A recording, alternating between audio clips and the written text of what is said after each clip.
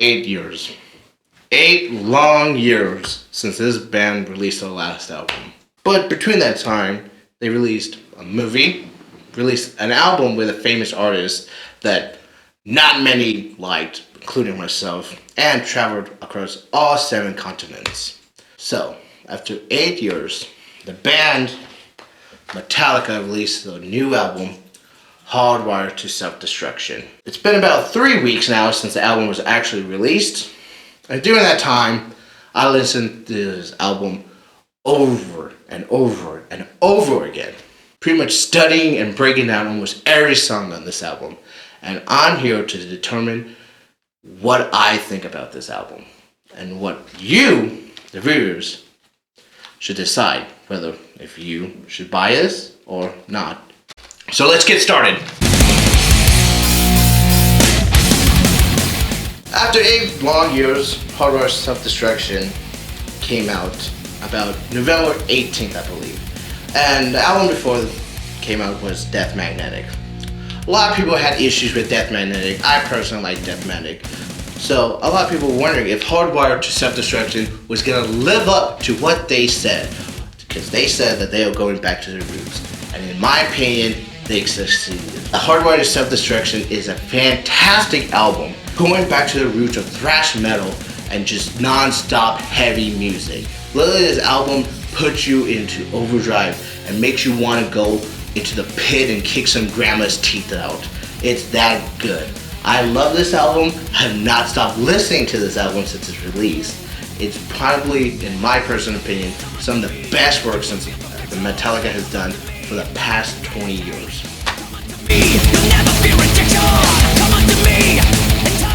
To me, my personal opinion is this. I find that the drumming from Lars is very poor, actually. A lot of bands this year came out with a lot of new albums, such as Megadeth, Anthrax, Slayer, Testament, Sodom, and Suicidal Tendencies. And I've listened to about every one of these albums, and the drumming is on point on all of those albums. High speed, and it shows that these old-timers can still rock out.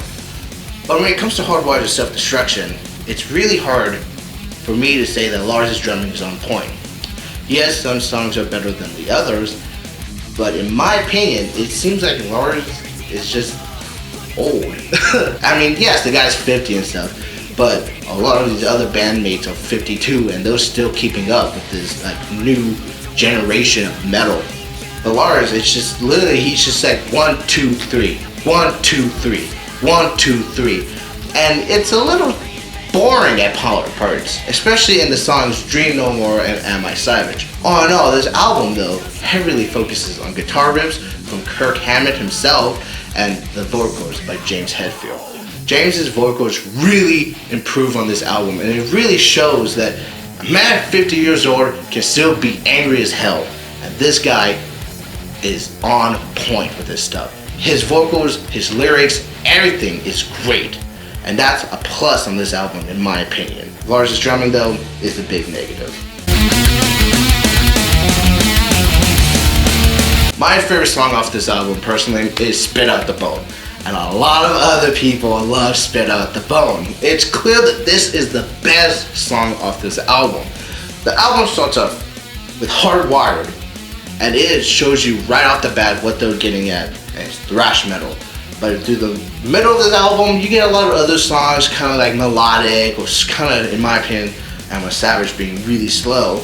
But then they end the album off with Spit Out the Bone. Just a very complex thrash metal song that just puts the fish right up your ass and doesn't stop. This song gets me pumped every time. When I'm driving my ass to work and I Spit Out the Bone starts playing, I just want to get out of my car and just pull some dude out and just beat the shit out of him for no god reason. That's how better this song is.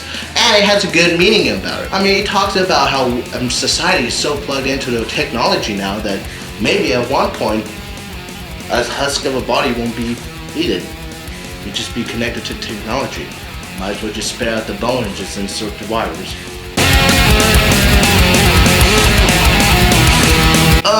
This album comes out with 12 songs, being 8 minutes long together.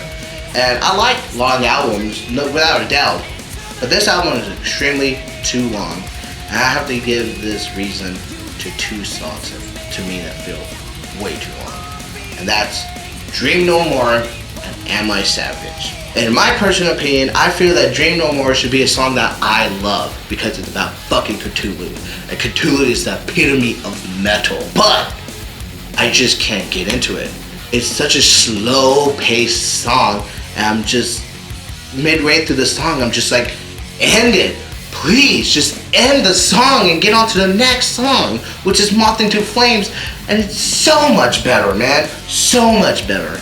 I'm like, come on, just hurry up. Like, with a thrash metal album, you don't want to slow down. You want to keep going, but Dream No More stops you in that track. The worst song is Am I Savage. I cannot stand this song whatsoever. And it's a shame, because when I first heard the name Am I Savage, I thought it was going to be like Diamond Hands, I Am I Evil. Just almost like slow but heavy song. And this song to me is just boring. There's no point to it to me.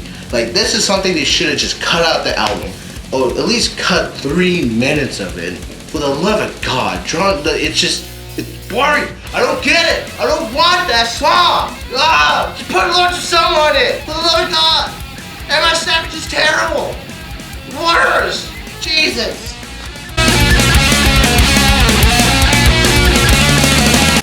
Definitely in my opinion, CD 1 is probably the best one of the two. With that one, you get Hardwired, then you get Atlas Rise, you get Now That We're Dead, then you get Moth into Flames, then you get Dream No More, and then you get Halo on Fire. And Halo on Fire is such a great song that it ends in a very, like, yeah, fucking way, dude. And then you get it to CD2. And I like CD2. I love the song Confusion. I love Man Unkind. I love Here Comes Revenge. Murder 1 is another personal one I love. And Spit Out the Bone. But definitely from Confusion and all the way down to Am I Savage.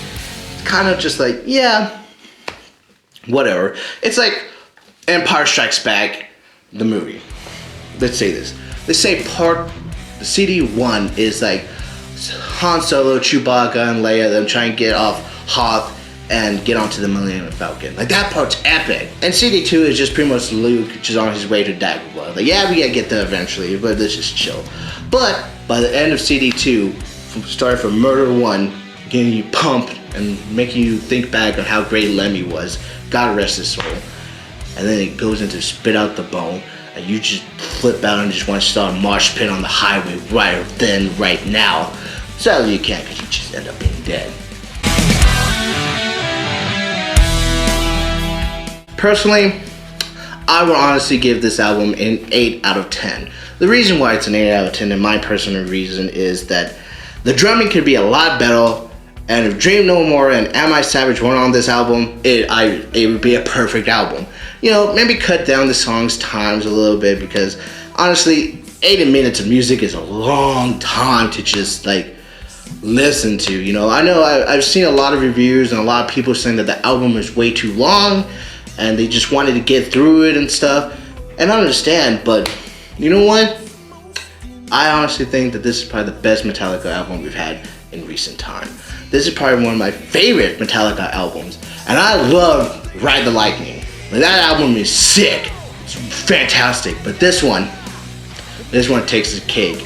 And for 2016, like, Metallica did it. They also honestly did it. They released an album that's nominated for a Grammy for Best Hard Rock Song, even though, like, they literally have the name metal in the name, which is just like, they're not hard rock. But you know what? They're on the way to greatness. And I can't wait to see Metallica on tour soon. Hopefully this helped you guys and kind of incite you on what you think about Metallica. And maybe take a look, because this album's fantastic.